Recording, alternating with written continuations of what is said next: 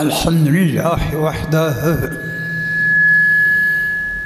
वस्सलातु वस्सलामु अला मन ला नबिय्य बअदह। अम्मा बाद फरदीना बिल्लाहि रब्बन व बिल इस्लामि दीना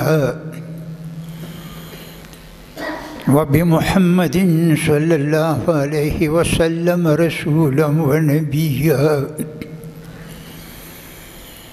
व बिल कुरआनिल अज़ीम वल हदीस क़ुदवतन व इमामा व बि अबी हनीफत रहमतुल्लाहि तआला अलैहि मज़हबन व मसलका व नशहदु अन ला इलाहा इल्लल्लाह वहदहु ला शरीक लह व नशहदु अन्न सय्यदना व मौलाना मुहम्मदन अब्दुहु व रसूलुहु। अम्मा बाद फ़क़द क़ाल रसूलुल्लाहि सल्लल्लाहु अलैहि वसल्लम मन अकल तय्यिबन व अमिल फ़ी सुन्नतिन व अमिनन नास व अमिनन नास बवाइक़हु दख़लल जन्नह। फ़क़ाल रजुलुन इन्न हाज़ा फ़िन्नासि लकसीर क़ाल व सयकूनु फ़ी क़ुरूनिन बअदी औ कमा क़ाल रसूलुल्लाहि सल्लल्लाहु अलैहि वसल्लम।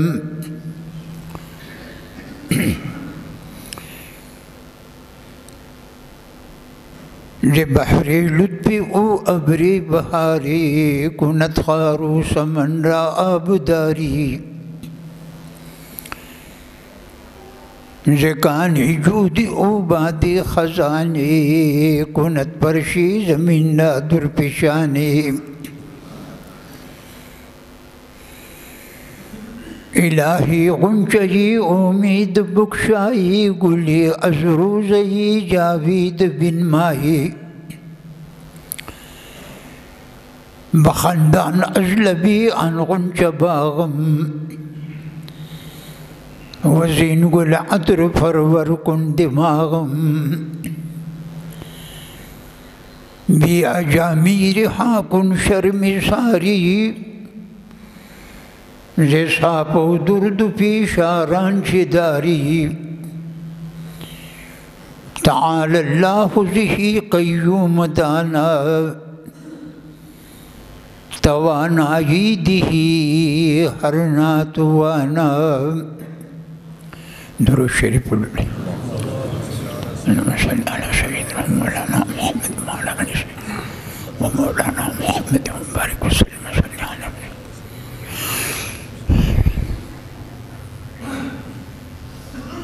बुज़ुर्गवारी किराम, पतेर जुमा बांधे पदी हदीस बांधे मंगई सो खबरें खड़ी हुई।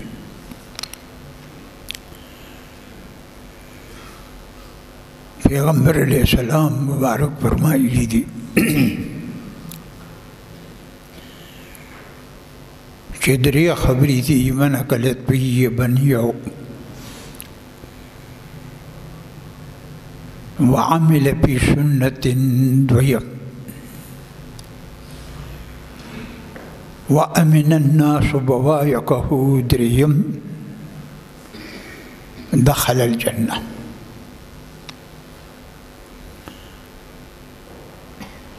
मन अकल तय्यिबन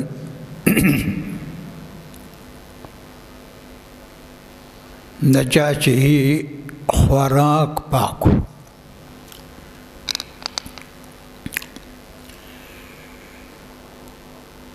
कान ये हलाल हवा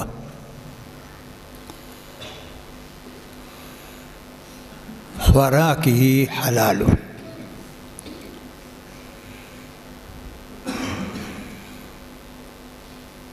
दायोट के दी दरियुना وعمل فی سنت موافق د سنت سره عمل کو د پیغمبر علیہ السلام د سنت مطابق عمل کو دریم ټکی وامن الناس بوایقه او خلق مسلمانان د شر نه پامانو چا مسلمانانو ته شر او بدین رسوله دخل الجنة فورا بدی جنت داخل شي بید عذاب او د سزا دا حدیث مبارک چې رسول الله بیانو دغه کې یو سړی ناستو پیغمبر علیہ السلام ته وی حضرت اسی خبر توقع دی چې ان هذا لکثیر فی الناس پیغمبر علیہ السلام ته چې دا درې صفتونه پکې وي چې خوراکي پاکي د سنت مطابق عمل کوي او خلق د شر نه پاماني لکثیر فی الناس داسې انسان خو په دې زمانه کې ډیر زیات دی ستا په دې زمانه کې توبه دا خو ډیر زیات دی نو آئنده کې بس څنګه تر قیامت پورې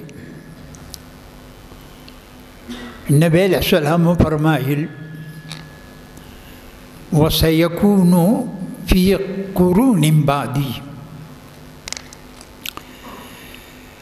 دا سه انسان چې دا درې صفتونه پکې وي خوراک حلالي او عمل مطابق د سنت سره او خلق د شر نه پاماني دا سه سړی خو ډیر زیات دی دا چې سړی خو په خلکو کې ډیر زیات دی آئنده کې به څنګه وي رسول الله فرمایل وسيكون في قرون بعدي دا چې سړی به وي په وروستو زمانه کې خو ډیر کم به وي کاملان به تر قیامت پورې وي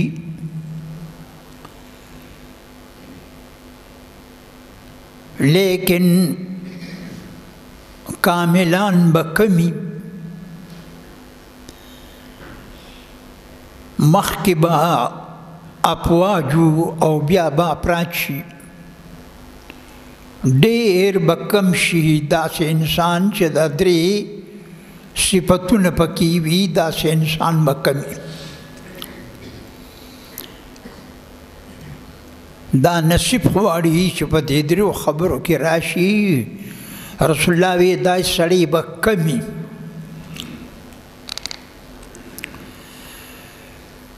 قاضی ثناء الله پانی پتی مظهر جان جانان په تفسیر مجهری کې لیکلي دي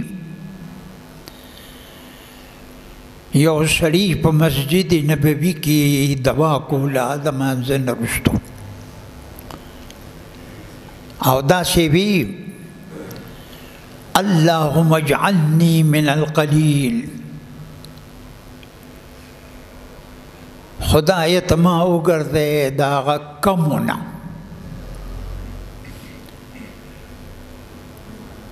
فاروق اعظم حضرت عمر صاحب مبارک دا دوا وریدله وی ما حاضر دعا دا کم دعا کوي ځان ته خیری کې چې خدای ما کم کې دا چې دعا مکوا اللهم اجعلني من الكثير ما ډیر کې وی فاروق اعظم تلوار مکوا ما ته یو پټي وکې دا تلوار مکوا ما ته سزا منا کوا. انی سمعت الله تبارک وتعالى يقول وقلیل من عبادی الشکور. او زما په بندگانو کې با شکر گزار کسان ډیر کم وي. نو زه دا وایم چې یا الله ما د دغه کمو نه وګرځې چې هغه شکر گزار دي. وی فاروق اعظم ځان له لبره پرېښود. وی کل احد افقه بالقرآن من عمر. وی هر انسان چې دی هر مسلمان په قرآن عظیم باندې د عمر نه ښه پوهېږي. وی خپله دوا جاری ساته، دا ته خو زبردست دوا کوې. یا الله ما په دغه کمو کسانو کې راولي نو خیر. نبی علیہ السلام فرمایلی دي چې داسې انسان چې دا درې صفتونه پکې وي دا به ډېر کم شي چې دغه کې الله ته حساب کړي. په دې کمو کې الله حساب کړي نو دا نعمت خدای پتا ډېر دی. په دې شکر وباسه. دا ټکي د ډېر زیات دی چې په دې دا درې صفتونه کې دا کې رالل. خوراک پاک، عمل مطابق د سنتو سره، مسلمانان د خپل شر نه ساتل. په دې شکر د خدای ادا کا چې دا لوی انعام د خدای دی چې تا باندې پیرزوک.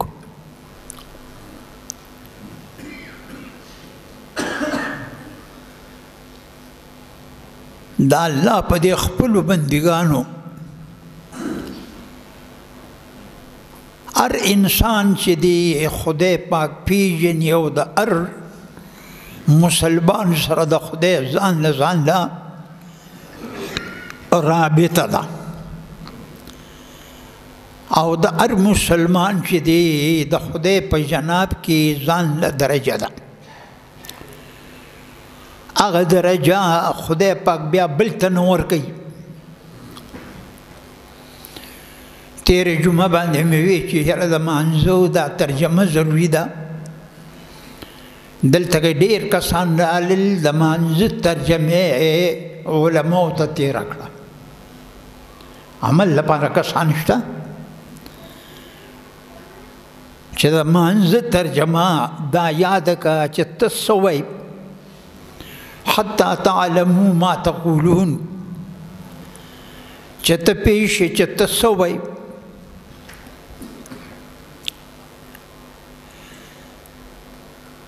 او دا معنا نه ده چې یو سړي له ترجمه لکه غریب کمزوري وي، ذهانت یې کمزوري، نو چې د مانځه ترجمه نه وردي نو هغه به مونځ نه کوي، نه مونځ به کوي. مونځ به کوي هر څنګه چې مونځ به په هېڅ حال په ملاسته به هم نه پرېږدي چې د هر څه نه وځي که نه په ملاسته به مونځ کوي، په اشاره باندې به مونځ کوي. لیکن بعضې ملګري زه وینم چې په اشاره مونځ کوي نو هغې کې مسله واوره. رکوع به داسې وکړي،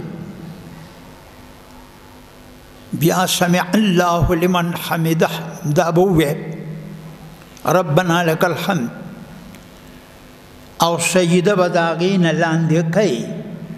که د رکوع نه سجده لاندې نه شوه دا مونځ نه کېږي په څلورو مذهبونو. دا مونځ په څلور مذهب روانه دی. داسې به یې زما دې ګوتو ته ګوره سجده به د رکوع نه دومره ښکته وي، دا رکوع دا نو سجده به د دې نه ښکته وي. نو داسې کار به کوې چې خپل خدای سره تعلق برابر کا. ابواللیث سمرقندی مبارک لیکلی دي چې درې خبرې دي. واوره کم انسان چې معامله د خدای سره برابر کړه، الله به د معامله د بندګانو سره برابر کړي. یاد درا کم مسلمان چې د خپل معامله د خدای سره درسته کړه، الله به د معامله د بندګانو د خدای سره درسته کړي. دقه سے بکای او ګورا چې معامله دې د خدای سره درسته شوه او د بندګانو سره درسته شوه، نو ته کامل شوې، عظیم کمال ته ورسېدې. یا لکه دې وخت کې نفل مه کوئ. یو مسله د دین یادول د زرو نفلو رکعاتو نه پورته ده. ناپوه خلک دا پرېږده دې وخت کې نفل مه کوه. دا خیر دی بعضې ناپوه وي په دین کې، سخت د الله په دین پیږي نه. دا زه چې سویم د دې زده کول په تا فرض دي او دغه نفل شی دی، په دې تا خدای نه نیسي او په دې دې نیسي. دا ما په خپل ژوند کې اول سړی ولید چې د تقریر په ټیم کې نفل کوي یا سنت کوي، سنت هم نه کېږي، نفل هم نه کېږي. دا ما په خپل زندګۍ کې لا اول سړی ولید. بس عجایبات تمام دقه وي. نو چې معامله دې د خدای سره ټیک شوه، معامله به دې الله د بندګانو سره ټیک شي. دویم ټکی دا دی چې چا عمل د الله د رضا دپاره کو، خدای د ده کفیل دی. الله اکبر. چې د عمل د الله د رضا دپاره کو، نو یاد لره الله تعالی به د ده کفیل شي او د ده د تمام رزق کفایت دا د الله په ذمه کې دی. الله وایي زه د دې ذمه دار یم چې تا عمل زما د رضا دپاره وکړو، نو زه به ګویا کې ستا کفیل شم او ستا نومې ضرورت به زه پوره کوم. د دې نه لویه خبره بله کومه ده نشته دی چې ته د الله د رضا دپاره عمل وکړې او خدای پاک ستا د تمامو ضروریاتو هغې کفیل شي او ذمه دار شي چې زه به یې پوره کوم. حدیث مبارک کې راغلی دي چې یو مسلمان دا اشراق په ټیم کې 4 رکعات نفل وکړل.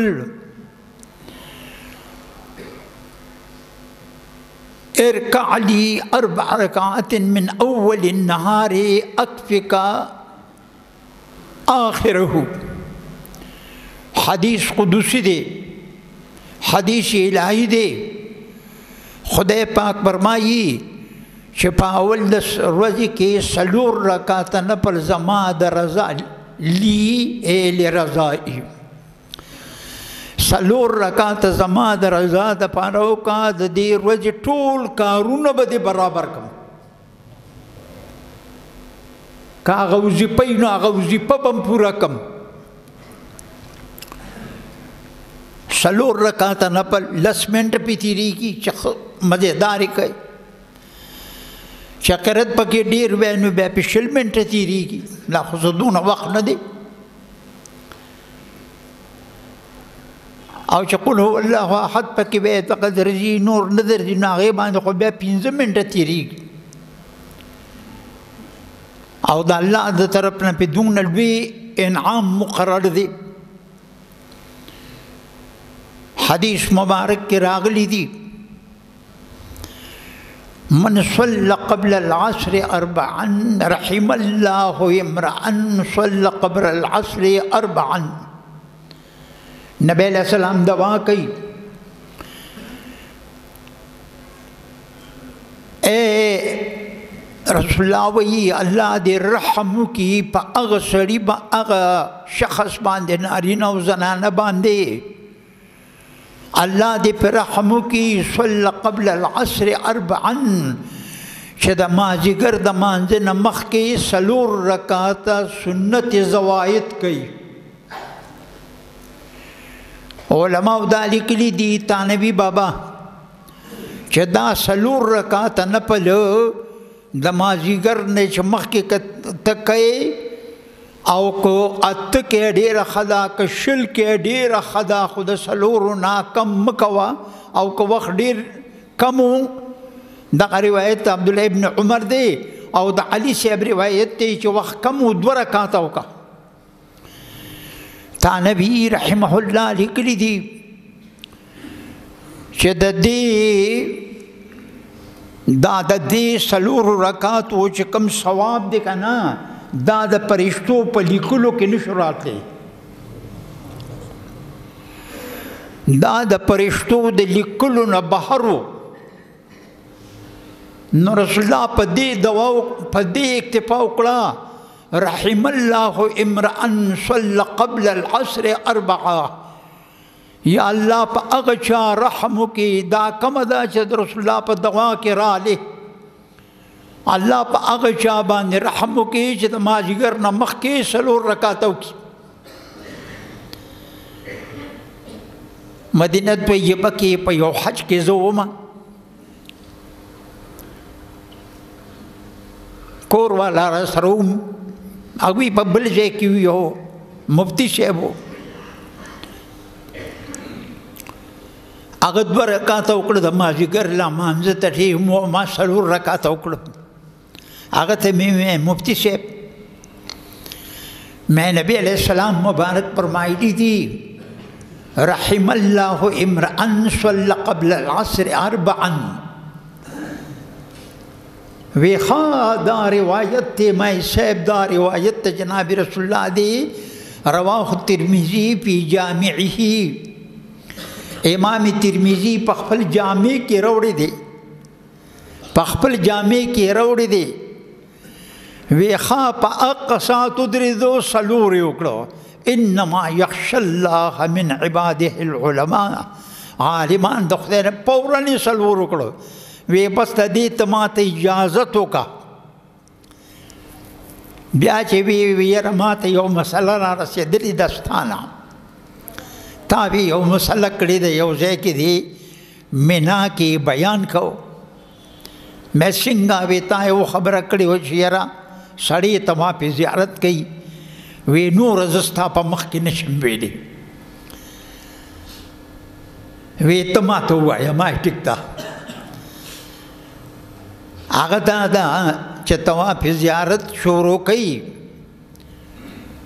تما پہ پرز داختر پرز یا پا سبالا یا دشپی